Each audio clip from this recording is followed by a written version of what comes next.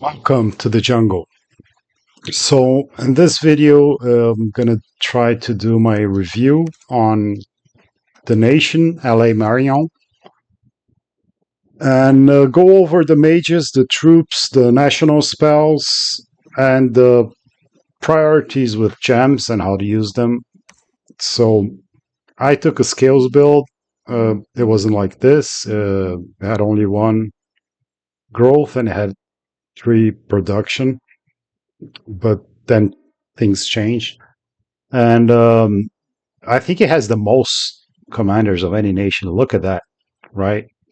And they're all good.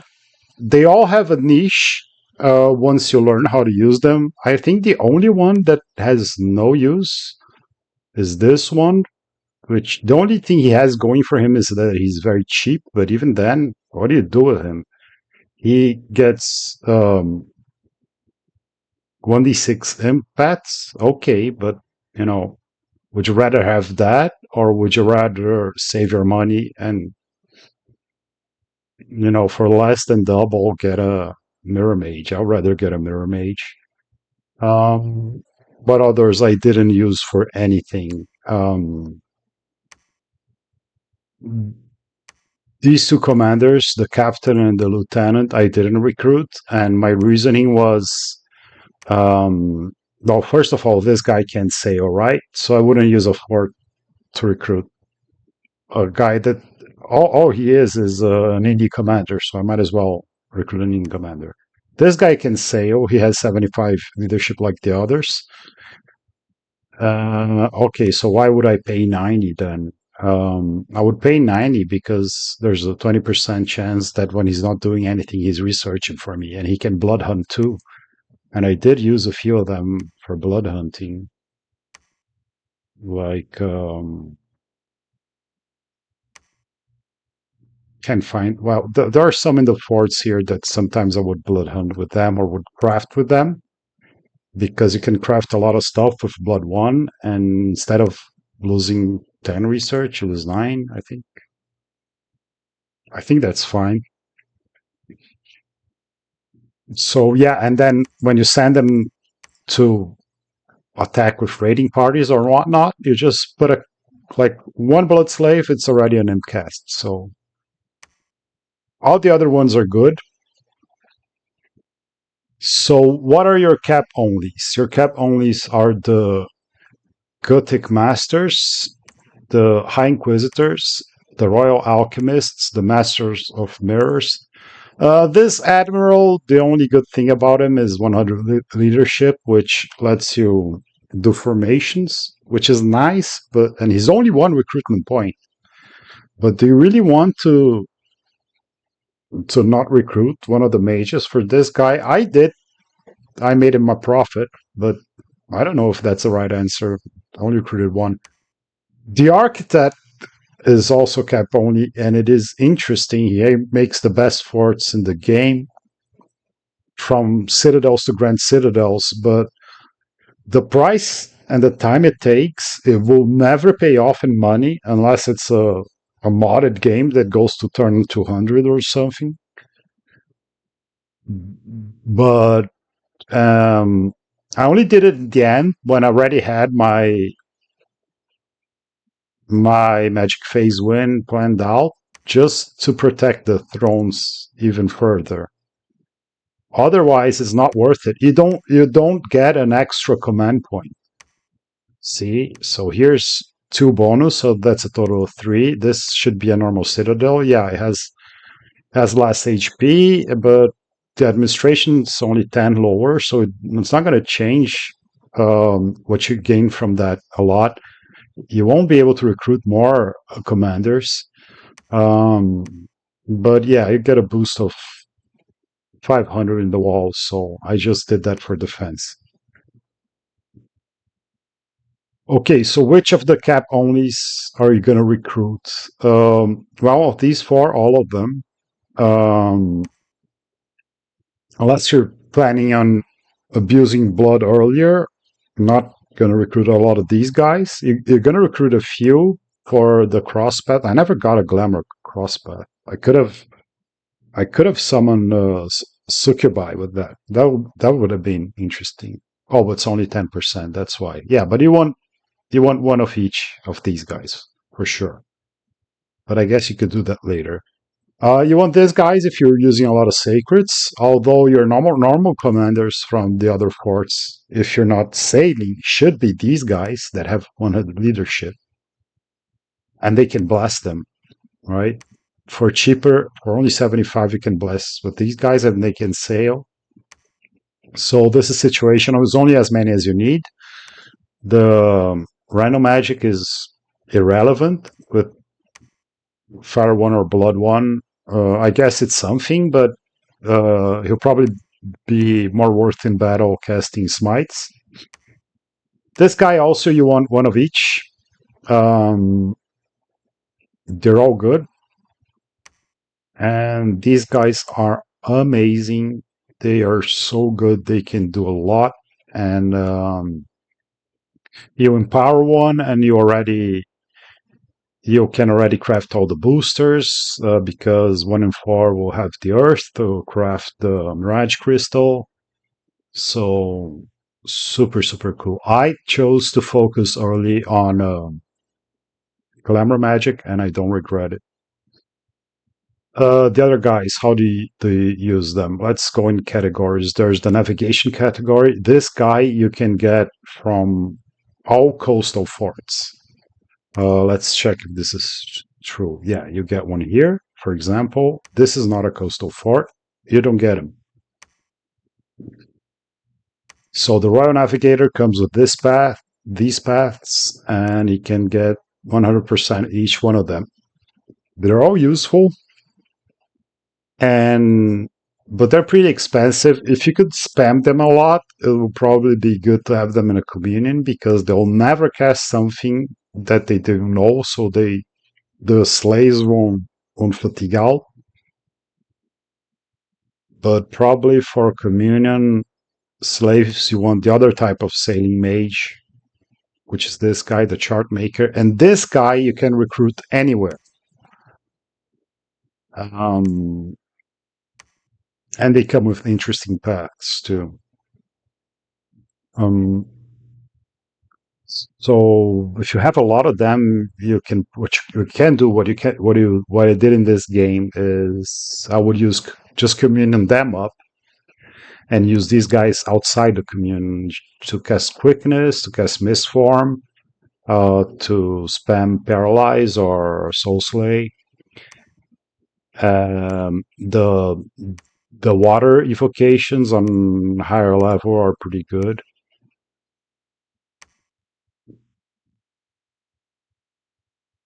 And what about the blood guys? Honestly, they're both good. This guy is very cheap. Is blood 1. This guy can be a blood 2, and the other cross paths are interesting. So I would prefer to get these guys, but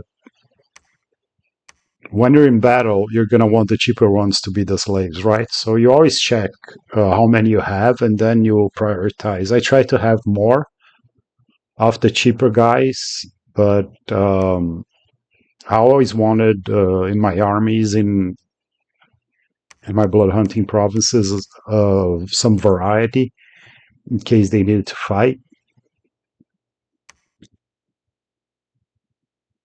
And these guys are everywhere, which is fantastic. We already talked about these guys. Should be the army leaders when you don't need to sail. When you need to sail and blast, these guys can take 10 troops, which is pretty cool. So you can, for example, just build a temple here in this island in the middle of nowhere. And then with just the temple, you can recruit the flagellants and the missionary, and you can start raiding. And that's what was the idea with this blast, but I didn't use it in this game. The Plague Doctor is amazing with your only access to nature with the nation, but nature these are pretty common. So you should recruit a lot of them. And they're spies, but they're expensive for population spies. Stealthy 40 is not too high, but disease healers and disease resistant is very good. Whenever you're stocking troops or when you have old mages, and a lot of your mages are old, even the navigators that are not old age, they don't come very young, right? So depending on your scales and your role, they might end up in old age. And oh, the masters of mirror are not old. These guys are old. Yeah, these guys are old. These guys are old. And poison resistant, and the plague doctor, which allows you to make plague like this. You make a plague that will kill 4% of the population and has a chance to disease all the units there. So you do it since it's an event, it's an anonymous event, it happens after the move. So when you're doing that to your enemy, you want to do that where they'll end up after the move. And I did that successfully in my war against Pyrene because this throne wasn't taken. So he could only run away in a line. So I could predict where he was going to go up to here. Then, but I saw that he was running away. So I put a from here to here. So I put a plague doctor here making plague, and I hit him. And this happened a few times. Um, this guy is very good too, the troubadour. He's a spy that can seduce, and he's 70 stealth. So this guy can you can really benefit from his spy to send them to capitals. I should have done that in this game. I didn't, but I did. I was going to use them to seduce Arcos units because they're female, and I was actually considering having a war with Famine specifically because it's a female nation. And if I had the opportunity, but I didn't, I was going to do that here too because the Sorginas are women. Um, However, if you put, let's see, do I have one here? Oh no, the last one died. But you put, you can put the pendants of beauty on them. It's going to make their seducing better. But what I was putting on them was this um, mirror of trapped images, and he just spams illusions, and he wins most of the fights like that. Um, and then for the other one, you put there's an item from nature that allows you to scale walls. Yeah, because he doesn't scale walls. But you put this, and then you can sit him on the top of a fort where you think there are female mages, and you can try to get them. Or if you don't get them, you can have a battle and win. Um, so pretty good like that. These assassins I use for the expansion with no gear, and let's say they kill a little bit more than 0.5% of the time a normal commander. For barbs is like 50%, for cavalry commanders less. So depends if it's in a tavern or not. But you can, and they can sail. So for 85 gold, you get a scout, because you have a scout too, right? A normal scout, that's very cheap, 35 gold. Stealth 50, this guy is a little bit stealthier, but he can sail. So I only was able to expand to these islands because I scouted them first by sailing with an assassin. So he's amazing the way he comes in for the start of the game. But with gear would be even better. What I would put on him, which I didn't because I use my resources for other things. I use the assassins for expansion and scouting. But I would put a bottle of living water, which is very cheap, and a lifelong protection, which is discounted for Marignon, so it costs less than 40. Let's see, I have 238. Um, so it cost me 32. Yeah. So 8 fewer blood slaves. And that will basically win him all the battles. You don't need anything else. I mean, all of them, most of them, right? As for the units, I was recruiting these guys because I had a serviceable enough blast, and they're not bad. Although with 17 protection, these guys are generally better units. So if you have absolutely no blast, I wouldn't even touch these guys. But without a blast, these guys are better, and they're a bodyguard. You can make a blast for the Deliverers of Justice. That's probably what I will try to do next for some fun. Crossbows, but crossbows is something like range attacks, and it's something in general that's all or nothing with the minions, like magic weapons, like unholy weapons. Like if you're gonna fight enemies that have access to air, at one point everybody's gonna have air shield, and so this is 80% ineffective. Do you really want to invest in that from middle game forward? Probably not, but it is interesting. Um, I found a way to have these guys at least have a use with the Blood Vengeance, but I didn't end up using them a lot. And all the rest here, I would say, is pretty much trash. But depending on the scales or where you are, you can, for example, recruit these guys that are not bad for 17 protection, but cost fewer resources. These guys have castle defense bonus, so it's something. I was recruiting them in the end just because I was already winning and wanted to protect the forts. But otherwise, I didn't really touch them. Um, Yeah, these are not very good troops. Pike, rank 5 is great, but attack 7, defense 5. Like, there's nothing else here that's amazing. Like, what are you doing with this? I don't know. Yeah, glaive is interesting. It's very cheap. This guy has castle defense bonus too. So this guy has a use. And the crossbow has a use early game too, of course. It's pretty interesting that they come with a mace. And they compared to an indie crossbow, they have less protection, costs less resources, but they come with a bit more morale, I think, and a mace. Yeah, pretty interesting. As for, I'm not gonna say the research priorities.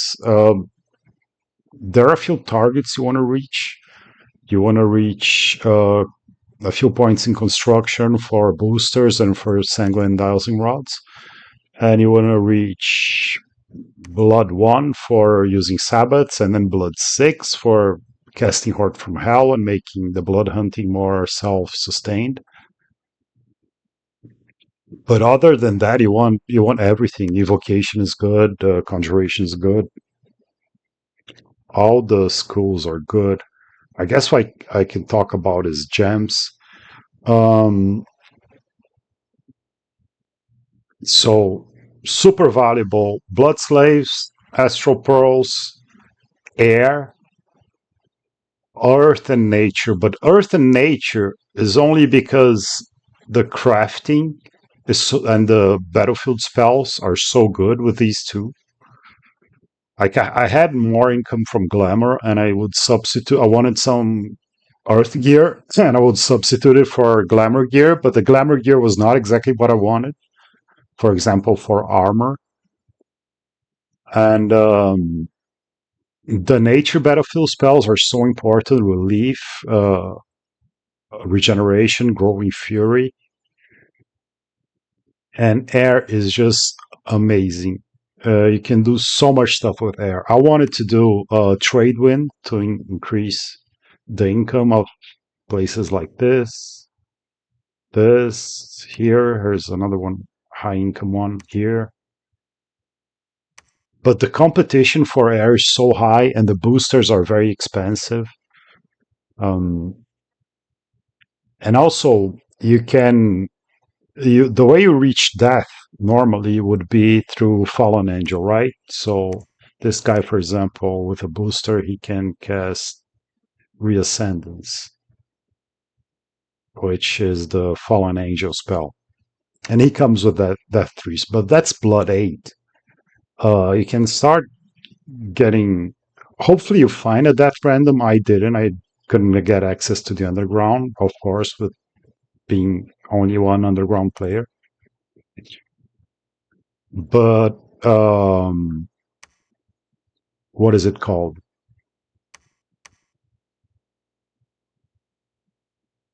Raven Feast. Yeah, I empowered. I empowered one guy to twice, I think, to start getting the boosters. And when I cast this on my blood hunting provinces, I got between, yeah, I got, I think, 14 gems or around there every time. 14 death gems. So that's pretty good. You can cloud trapeze, you can do carrier birds to give gems remotely. I use the what are they called? Great eagles for breaking the walls of the fort. But Draconians is probably better because they get you get 30 right away, and then the Draconian commander can summon more. So yeah, air is super powerful, and also considering that you have your national spells. Yeah, you probably instead of empowering air, you want to get the Harbinger. The Harbinger comes with air 3, and you get him an angelic chorus. This spell summons 3 of them, so already boosts your in battle your air to 4. It's already enough for a lot of the spells you want to cast. So that's the way you do it. So where definitely it's right on the top there. And then water, of course, has a lot of uses, but it's not as bad good as the other ones. Glamour is very good. Um, Glamour, I had a lot. I had so much. I put where is it? Immaculate Fort on whatever I needed to protect. I crafted a lot of gear. I summon a bunch of what are they called? They're still here, right? Yeah. Cave kobolds for the mining resource bonus. I have a gnome here somewhere. Yeah. Great mage. Glamour has some interesting crafting too, but I had a lot of them in this game. So I was like, it was one of the gem types that I was just using more than the others for that kind of stuff. And fire is good, but also down there, not as good as air, blood, and air and astral. The national amalgamation spells. What are? Yeah, these ones. It's just too few of them. I always ended up using the gems for something else. And what else? Well, I guess we can look at items, but I have so many. It's better to look at this. So yeah, this is just for my stealth move. Um, so these things you can craft right away, right? Is it worth it? Probably not, but not all of your units have sailing, and sometimes you need to move a mage that is old and move slowly on the map from one place to another place far away. So I had nature gems I decided to use for this. So it's probably better to summon wolves and get patrolling better earlier. These ones I also started stockpiling because I knew I wanted to get this throne before Arco, which worked out. I did, and I used that. And I kept using them to move back and forth, right? So they're the same price of, for example, Ring of Water Breathing, which does the same thing and more, but you get it at Construction 1. So, um, Scepters of Authority for leadership, Coral Blades for assassinations or just boosting the health of mages. This one I think I got from an event. Dwarven Hammers, you craft as many as you need. I was still wanting more at the end. Event. This is just because I had a lot of fire gems, didn't have a lot of use, so might as well put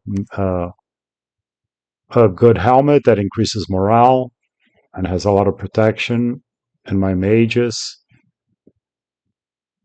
Um, mage, mage, uh, body armor. This one is one of the best because it has zero encumbrance, has a decent protection, and it gives reinvigoration. So it makes your mage better instead of making it worse, like most armors. And it's an HP on top. Another good one, where is it? Here, Rainbow Armor. It has one encumbrance, but has reinvigoration too. Has less protection, but the cost is better. You don't have this cross paths normally, but I got it from the lore masters in this throne. So let's go back to where we were. This and then other than that, with just air. Now you see why air is so good, right? Because this one is air and earth, but there's the other type. Is it up here? Um, yeah, there's one with just yeah, here it is. Yeah, just very cheap, zero encumbrance, 12 body protection for 4 hit points. That's good for a mage too. The other ones are better, but they're more expensive or require cross paths you don't have. Um, this was for assassination. Never used it. This was for the stealth. This is also because I had an excess of fire, so started making gem generators. Got from an event. Event. Of course, you need this as early as possible, and you're not going to reach it if you don't find indies. For supply, your alternative is, let's see if I can find it.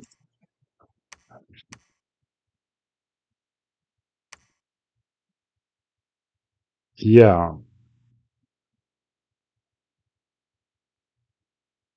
yeah, you can use this cauldron and this tablecloth, but you're gonna need to empower. But you can probably, yeah, this one you can reach very early if you empower.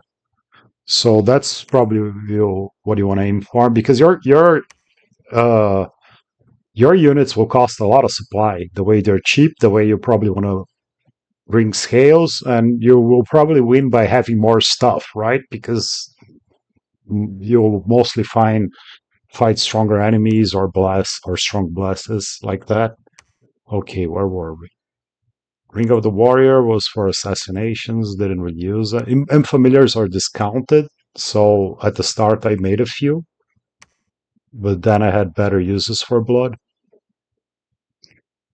Boosters, really like the Flesh Eater to give Berserk to thugs. This is a very interesting item that you have this cross paths. Um, I think it's good for a commander that has nothing to do. You're just gonna have him stand behind troops. He can do something because if you put another uh, magic bow, magic missile weapon on him, he's gonna attack one unit, maybe miss, maybe hit your own units. This guy, whenever he hits, is gonna explode into a few illusions, right? Six, and illusions are useful.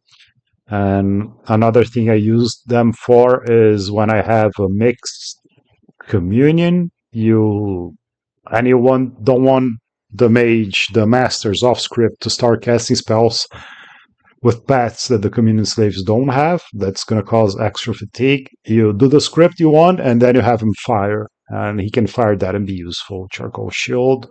I think I got that. I didn't craft that. Boosters.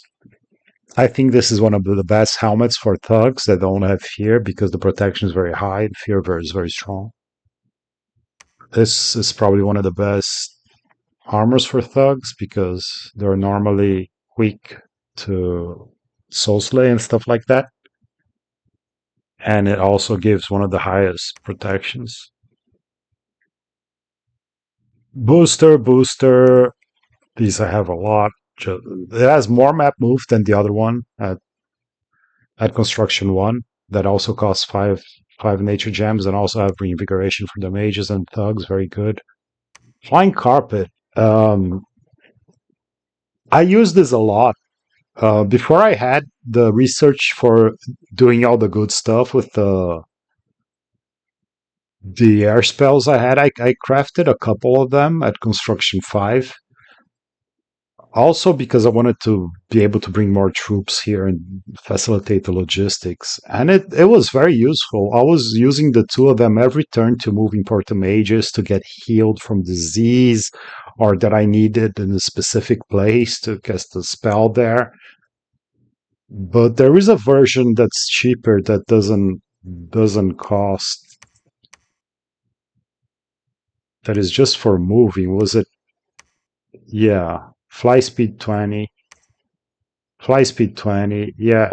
You probably, because with this you can move like 10 human-sized troops, which is useful. It's not useless, but it's too expensive for that. Probably want these, although they're just 5 gems less expensive. I don't know. They were good, but air gems are so good. I would probably crafted something else. Mirror trapped images are good, as I said. Anti magic, I wanted to have them for thugs and also for important mages because sometimes they can kill themselves with evocation when you have blood vengeance on your troops. Boosters, rings of regeneration. This is super good for mages when they don't have communions. 55 sanguine dowsing rods, super important boosters, lifelong protections, another blood booster that you can get with your pets in the nation. Boosters, stealth stuff. This is another good armor option, not for mages because of the encumbrance, but it's very high, it's very cheap. The other ones are better, but are more expensive. One of this is good to have because of the map move 18. So you don't need the flying, this is a better option. Boosters. One of this is good to have. I use this a lot when sometimes you're just one province away from casting the spell you want. King of Sorcery, booster, and this I got from winning a battle. So yeah, these are my thoughts on the items.